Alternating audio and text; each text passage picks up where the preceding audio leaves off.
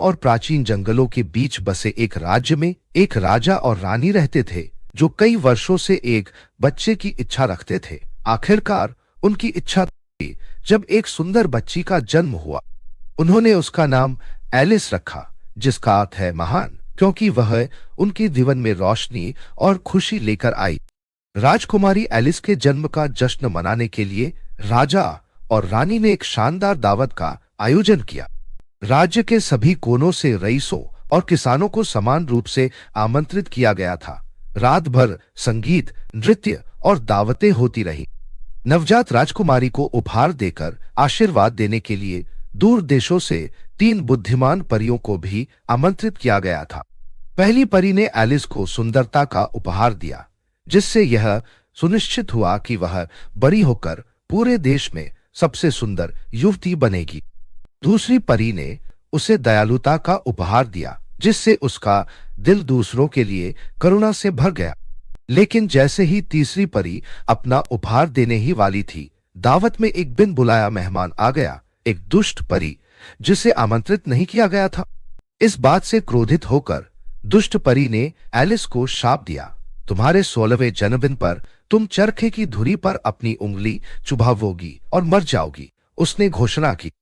एक कर्कश ध्वनि के साथ वह राजा और रानी और उनके मेहमानों को सदमे और निराशा में छोड़कर हवा में गायब हो गई। तीसरी परी, जिसने अभी तक अपना उपहार नहीं दिया था, आगे बढ़ी। हालांकि वह श्राप को खत्म नहीं कर सकी, लेकिन उसके प्रभाव को कम कर सकती थी। उसने कहा, मरने के बजाय एलिस एक गहरी नींद में सो जाएगी जो 100 साल तक चलेगी, और उस दौरान पूरा राज्य उसके साथ सोएगा जब तक कोई सच्चा प्यार करने वाला राजकुमार नहीं आता।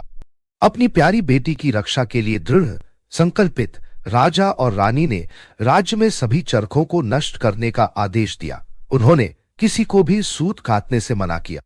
परियों ने अपने जादू से राजकुमारी को जंगल के भीतर एक एकांत मीनार में छिपा दिया। वहां वह अपना 16वां जन्मदिन बीतने तक छिपी और सुरक्षित रहेगी।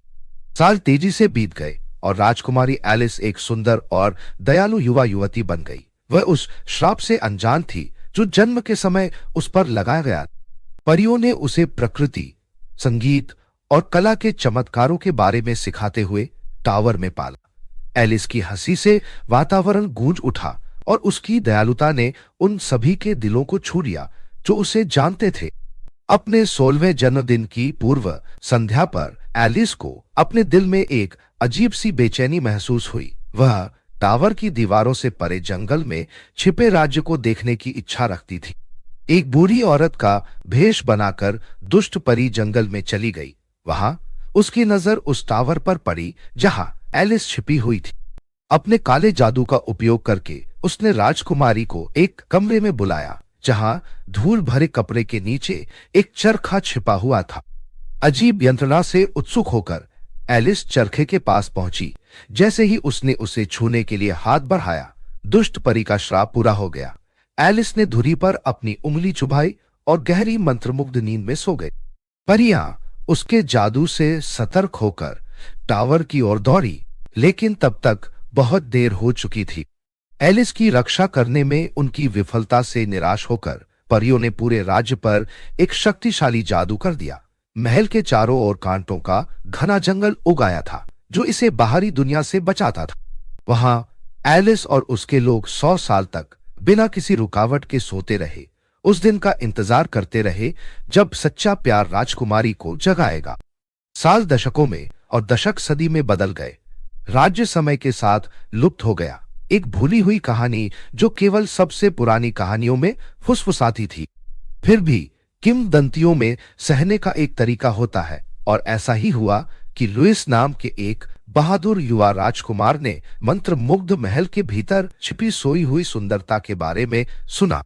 सपनों और प्राचीन आवाजों की फुसफुसाहट से प्रेरित होकर प्रिंस लुइस ने कांटों के घने जंगल से होकर यात्रा की।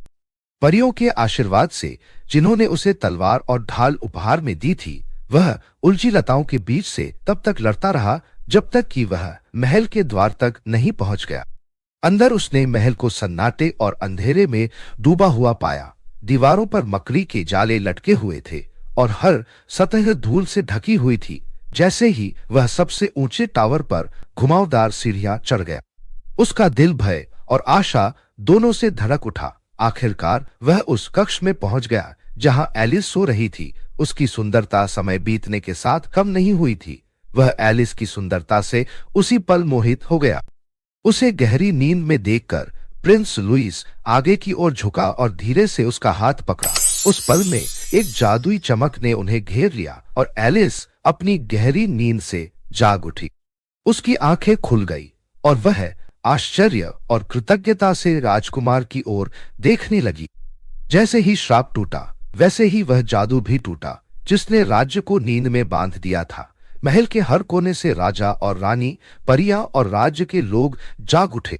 जब उन्होंने अपनी प्यारी राजकुमारी की वापसी और एक नए युग की शुरुआत का जश्न मनाया, तो हॉल में खुशी की चीखें गूंज उठी। एलिस के जागने से राज्य में शांति और समृद्धि लौट आई। कंटीले जंगल पिघल गए, जिससे एक बार फिर घुमावदार पहाड़ियां और प्राचीन जंगल दिखाई देने लगे जो इतने लंबे समय से महल को घेरे हुए थे। प्रिंस लुइस और राजकुमारी एलिस की शादी एक भव्य समारोह में हुई, जिससे उनके